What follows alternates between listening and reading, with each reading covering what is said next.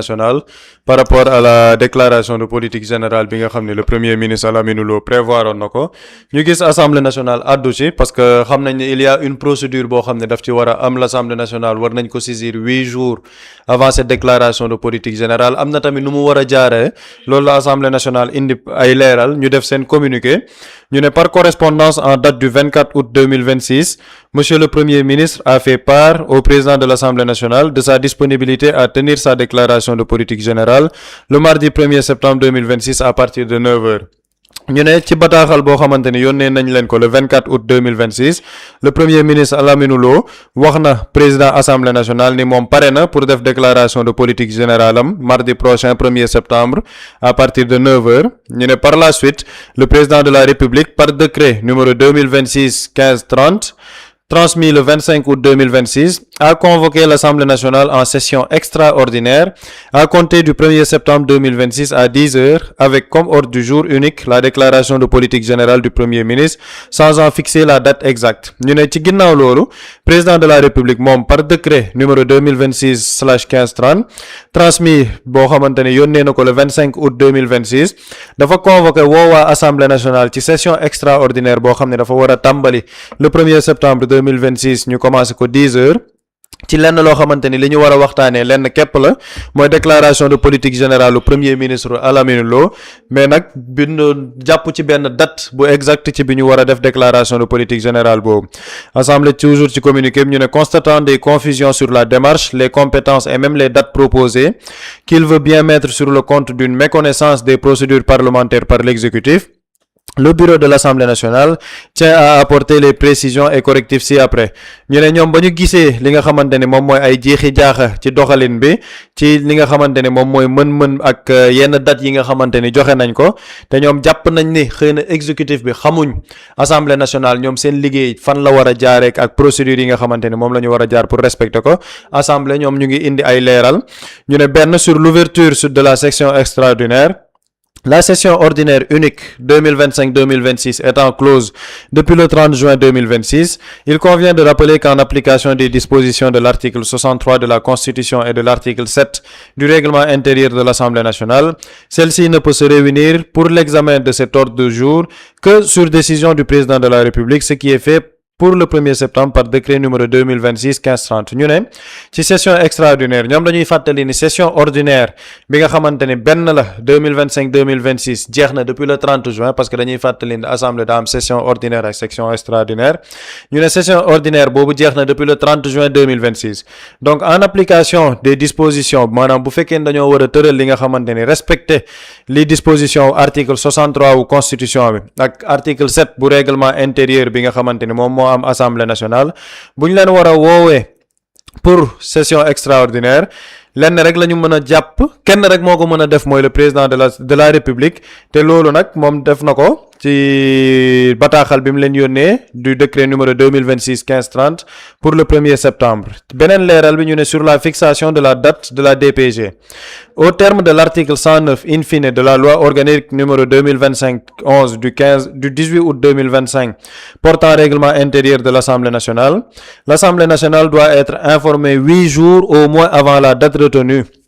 ñu ne bu fekkee ni tamit par rapport ak jàpp date pour DPG boobu bu ñu sukkandikoo ci article 109 bu règlement intérieur u assemblée nationale dañu ne assemblée nationale war nañ leen a yëgal 8 jours au moins avant date bi nga xamante ni moom la ñu jàpp pour def li nga xamante ni moom mooy déclaration de politique générale ñu indi ci leeral nag ñu ne cette formalité incombe au président de la république et non au premier ministre ñu ne pour loolu pour jàpp date bi président de la république moom moo ko war a def waaye du premier ministre moom moo war a jàpp date bi ñu ne pour la circonstance contrairement aux dispositions légales et à la pratique institutionnelle aucune date n'a été proposée par le président de la république nee na ci bii nag ñi nga xamante ne ñu ngi koy waxtaanee amul benn date boo xamante ne président de la république proposé na ko pour DPG boobu ñu war ko ci def ñu ne le délai des 8 jours est à décompter à partir de l'ouverture de la session extraordinaire et non avant mooy délai 8 jours bi nga xamante ne jàpp nañ ni ci la ñu war a yëgal assemblée nationale ni war nañ def déclaration de politique générale ñu ne délai boobu ñu ngi ko war a jàpp ci jour bi ñu ubbee session extraordinaire bi jour boobu à partir de jour boobu le délai 8 jours yi di entrer en compte maanaam dañoo war a ubbi session extraordinaire bi ba pare muy ordre du jour ouverture de la session extraordinaire après à partir de jour boobu nag ci la ñuy am 8 jours pour mën a wax assemblée nationale ni premier ministre pare na pour def déclaration de politique générale te loolu président de la république moom moo war a jàpp date déclaration de politique générale boobu mais du premier ministre moo ko war a def. ñu ne sur le déroulement de la session la journée du 1er septembre 2026 sera consacrée à l'ouverture de la dite session le constat du quorum et la levée de la séance ñu ne donc ñoom ci ni ñu nar a doxalee wéyalee seen liggéey le 1er septembre 2026 mooy mardi bii ñu jëm dinañ def ñoom ouverture session extraordinaire boobu xool ndax am nañ nombre de députés yi leen di permettre ñu def ko. Après, ñu ne ensuite, sur convocation du président de l'Assemblée nationale, la conférence des présidents se réunira pour fixer la date de la séance plénière de la déclaration de politique générale et déterminer les modalités d'organisation des débats conformément aux dispositions de l'article 77 du règlement intérieur. ñu ne ginnaaw bu ñu ubbee session extraordinaire le 1er septembre. ci ginnaaw loolu sur convocation du président de l'Assemblée nationale maanaam président Assemblée nationale dina woo tamit conférence des présidents ñu réunir pour ñu mën a fixer datu séance plénière bi nga xamante ni ci la ñu war a waxtaanee déclaration de politique générale boobu ba pare déterminer tamit nan lañ koy nar a doxalee ci waxtaan woowu par rapport à la déclaration de politique générale donc communiqué boobu la Assemblée nationale xaatim tey Dakar le 28 août 2026 par rapport ak déclaration de politique générale bu premier ministre Aminou Lo bëggoon a def foofu ci assemblée nationale. jërëjëf Pape Samba di communiqué boo xamante ni bàyyeekoo na fële ca penc bu ndawi réew ma ci déclaration de politique générale bi nga xamante ni kii di Al Amine Lo waroon na ko def buri buñ sukkandikoo ci communiqué bi dafa mel ni assemblée leeral na ci yenn ci ay yoon yoo xamante ne si kii di premier ministre waroon na fa jaar laata muy yëgle wala muy jàpp date bi nga xamante ni moom la war a def déclaration de politique générale. waaw man personnellement xaw na ma bett li tax mu bett ma mooy. bi ma gisee le premier ministre Al Amine Lo publié sur wala bokk sur la page même de la primature ñu publier ni dina def sa déclaration de politique générale man automatiquement j'ai pensé que bind nañ l'exécutif à savoir le président de la République bind na Assemblée nationale yaat parce que entre la publication du communiqué ak li nga xamante ne nii mooy caytu wala bokk bataaxal bi président di envoyé président Assemblée nationale pour wax ko DPG bi mën na wuute par exemple nga gis benn communiqué bu ñu génnee par exemple le 28 mais communiqué bi dañ ne fait à Dakar par exemple le 21 c'est-à-dire que depuis le 21 là mais ñi ngi ko fësal ñi ngi ko publier le 28 donc y a un délai man dama jàppoon ni effectivement bi ñuy publier ni le premier ministre dafay dem à l'Assemblée nationale j'ai cru que en amont 8 jours selon les délais selon les règlement intérieur Assemblée nationale wax boo demee chapitre 21 que effectivement 8 jours yi ci délai bi la ñu saisir li nga xamante nii mooy Assemblée nationale mais da ngay gis ni defuñu ko loolu benn la ci li ma nemmeeku beneen bi mooy ñu ne même entre la lettre bi le premier ministre envoyé ak la lettre bi le président envoyé sax dafa am wuute c'est-à-dire que premier ministre dafa jaar nii président de la république jaar nii loolu aussi ñaar laa ci mën a jàpp et ñaari benn bu ci am c'est très grave benn bi mooy y a un manque de sérieux par rapport ak ñuy gérer état parce que entre le président de la république et le premier ministre bu dee dañuy envoyé bataaxal bu ci nekk am ay wuute tey par rapport ak ci date bi on parle du 1er septembre mais par rapport à l'heure kii jaar nii loolu dafay juñu manque de rigueur dans la gestion même de la cité beneen bi bu fekkee ni tam leneen mbir la muy par exemple Taïf là la may wax rek on est mal barré c'est-à-dire que bu ñu demee ci état ci boppam parce que ñaari possibilités yi moo am soit président ak premier ministre déggoo et loolu dafay wone rigueur manque de rigueur bi ñu yoree suñu état bu fekkee ne nag du erreur ab Taïf la laa nag ça devient beaucoup plus grave c'est-à-dire que kon dañuy am ay njiit yoo xamante ni ñoom dañuy jaar ci ay porox ndoll pour fooyee réew mi bu ma nee fooyee réew mi mooy yow wóor na ni règlement intérieur nee na délai bi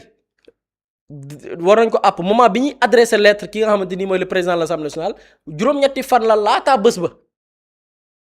defoo ko cela veut dire que loolu bu dee Taïf la cela veut dire que dañuy utiliser les institutions tey di ko foowee par exemple ma tay ko ne war naa saisir Pape Samba par exemple le premier la donc war naa ko saisir lu mu néew le 22 par exemple léegi le 22 mu leer ma ni man le 22 laa war a bind Pape Samba pour que ma nekk dans les délais de 8 jours ma tendeefal ba heure bu ma neex ma bind ko soit man par exemple bugguma par exemple le premier ministre dem def sa déclaration de politique générale ma tay ko créer lu ñu naan erreur matérielle ou bien erreur ou bien vice de procédure ou bien ñàkk sàmmonteeg li nga xam ne mooy le règlement intérieur pour créer benn vide boo xamante ni après assemblée di ci sukkandiku ne ok DPG bi mënatul nekk. bu dee ñaari possibilités yëpp c'est grave soit y a manque de rigueur bu dee ni du manque de rigueur tayeef la kon soit l'exécutif moom saa yu ko neexee moom selon ay proxndoolu selon les délais ñu wóor ko ni lii lañ ko appal mu tey ko dépasser app boobu noonu jusque li mu bëgg a def mu bañ a am te bu dee ni moo am bu dee loolu moo am suñu xel dafay teeyaat ci élection locale yi ñuy wax le fait que ministre de l'intérieur am le 20 août pour wax la caution ñaata la ba tey defu ko dafay junñi ni kon dañu nekk ci état bu dee ni tayef la je précise dañu nekk ci état boo xam ne moom ci ay pexe la nekk bu doon ni ay pexe yu jëriñ Sénégal la sax ñu ne waaw état day bëri pexe pour suqali nekk du Sénégalais yi pour njariñu Sénégalais mais bu dee ni ay pexe la yoo xamante ni soit bëgg a def war a def dara bañ koo def la wala soit jaar ci ay pexe pour loo xamante nii war teef la ngir nga jégg ko wut ci ay porondollu lii c'est très grave dans un pays loolu daf ñuy delloo si ci li nga xamante nii moom la Sénégalais yàggoon xeex muy utiliser li ñu la dénk tey pour ñàkk bañ a def sàngam lii nag man pour man suite logique la par rapport ak li nga xamante nii parce que yu ci bari doon nañ ci poser des questions man personnellement dama ci amoon tey parce que dama jàpp ni le premier ministre avant même ñu parce que bu ñu la nee même le président moo ko war a def mais c'est le premier ministre qui envoie une lettre c'est-à-dire que doo comprendre ni mu demee et bon espérons fekk mardi lan ba décision la assemblée nationale di décider ginnaaw bi président de l'assemblée nationale convoqué ñi nga xamante ni nii ñooy kilifa yi assemblée nationale ñu xool ban suite lay am est-ce que réellement l'exécutif bëgg na def sa DPG ou pas et je pense que après la suite après bureau bi bu ñu réunir la décision bi ñuy jël ak la suite bi ko exécutif di jox la ñu mën a xam effectivement bëgg nañ def la DPG ou pas. Pape Samba ndax yëf yi xawuta nuru benn pëccëxoo goo xamante ni nemmeeku nañ ko ci diggante premier ministre président ak pencum ndawi réew mi bi nga xamante ni fa la waroon a dem pour def déclaration de politique générale am. c'est extraordinaire quoi li bu di wax en fait ne doo ko foog boo liiree communiqué on te dit premier ministre moom bind na président assemblée nationale pour wax ko ni moom pare na pour def déclaration de politique générale le 1er septembre à 9h mu ngi ko bind le 24 août président de la république moom ñëw bind assemblée nationale da leen di convoquer session extraordinaire le 1er septembre ci lan déclaration politique générale à 10h nakaay jàpp ba premier ministre nee na moom pare na pour déclaration politique générale le 1er septembre à 9h président de la république ñëw bind assemblée nationale ne ñëw leen 1er septembre déclaration politique générale à 10h c'est-à-dire que même dans la forme avant ngaa ñëw ci article yeeg yooyu sax même au niveau de la forme y a une légèreté extraordinaire premier ministre qui dit que moom 1er septembre à 9h président ñëw ne yéen kaay leen à 10h bu boobaa sax bu assemblée ne woon ok dañuy def déclaration de politique générale ban heure la ñuy jàpp bu premier ministre wala bu président de la république muy benn dans la forme beneen bi xam nga assemblée nationale dañoo def session ordinaire mooy bu ñuy ubbi en octobre après mu jeex en juin jeex na juin 30 juin ba ñu waree wax lépp lu jëm par exemple ci déclaration de patrimoine proposition de loi sur les crédits spéciaux ak yooyu le président de l'assemblée nationale moo convoqué l'ouverture d'une session extraordinaire bu nit ñu fàttali ko keroog premier jour bi le président de l'assemblée nationale Ousmane Sonko dafa ñëw ne session extraordinaire bi dafa war a porter ci lii dafa war a porter ci lii dafa war a porter ci lii xam nga loolu leer na mooy procédure bi après ñu xool ndax quorum bi mat na léegi bu dee quorum bi mat na jour boobu noonu ñu convoqué c'est pour l'ouverture de la session extraordinaire léegi bu ñu defee ouverture ñu constater ouverture session extraordinaire avec ordre du jour am nañ ci table proposition de la temps proposition de loi lii commission d'enquête parlementaire lii wëg lii léegi on constate le jour de l'ouverture de la session extraordinaire ni quorum bi mat na mais après qu'est-ce qui s'est passé la conférence des leaders dañoo réunir ba ñu la conférence des présidents dañoo réunir ba ñu réunir ñu déterminer un calendrier par rapport ak li ñu war a liggéey yépp ca la ñu fixer seeni date plénière ne date temps ci la ñuy def plénière ci lii date temps ci la ñuy def plénière ci lii date temps ci la ñuy def plénière ci lii c'est-à-dire que loolu c'est un principe élémentaire par rapport ak li nga xamante ni moom mooy le processus parlementaire boo wootee session extraordinaire on constate l'ouverture de la session extraordinaire bu ñu constater l'ouverture de la session extraordinaire après les gens se réunissent bu ñu réuniroo ñu définir le calendrier bi nga xamante ne moom moo nar a am ñu jàpp une date pour le débat ça concerne la déclaration de politique générale mu nekk déclaration de politique générale man leneen laa ci gis man li ma ci gis et tey la vendredi suba il faut surveiller les unes avant suba sax tey il faut surveiller les plateaux cet après-midi ce soir xam nga bu wax gi yëpp lan la nar a nekk waaw gis nga sama doyen ñoom doyen Alioune Tine ñooy commencé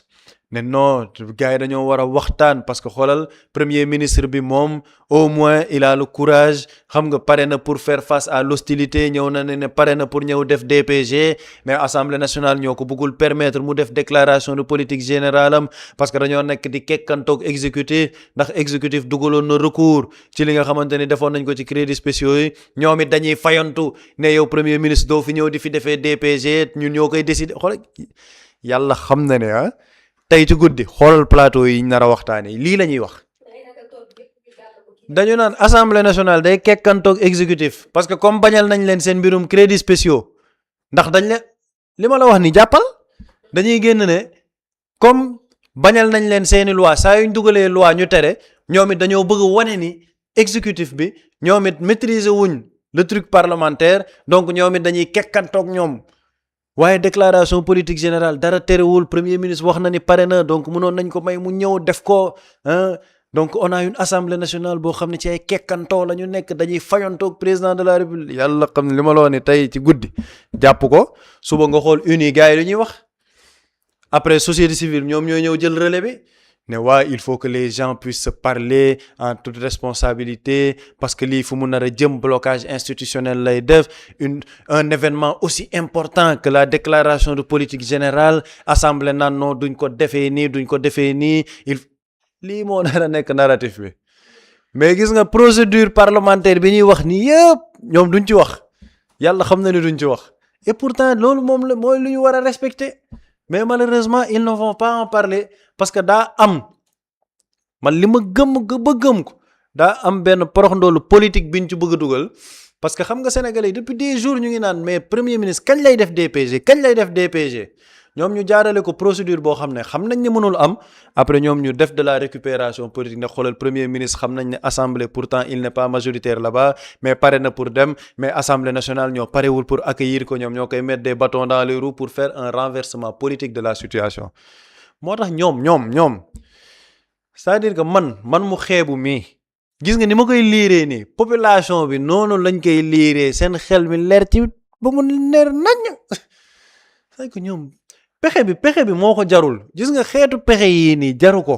il faut faire les choses dans la légalité dans le respect de la procédure ñu def suñu DPG ñu xam réew mi fu mu jëm pexe politique yii nii jaru ko le premier ministre Al Aminou Lo na def sa déclaration de politique générale normalement le président na fixer la date de la DPG ñu wax ko assemblée nationale mbir mi jaar yoon ñu dem def un débat civilisé ñu déglu premier ministre Al Aminou Lo fan la bëgg jëmee réew mi mais léegi del xool yàlla xanaa nag lii du jar recours comme ñoom dañuy recours ak yooyu lii normalement jarul recours wala jarul kekkantoo wax nañ leen ni procédure bi lii la si effectivement le premier ministre bëgg na def déclaration de politique loolu j'insiste sur ça bu dee dëgg bëgg na def déclaration de politique générale le 1er septembre la ñuy ubbi session extraordinaire wax nañ ko mardi normalement y a pas de problème président na bind bataaxal assemblée nationale ne ko ok mardi mooy 1er septembre le 9 wala je sais pas quelle date on fait notre DPG bu dee bëgg na def déclaration de politique générale waaw bu dee bëgg na ko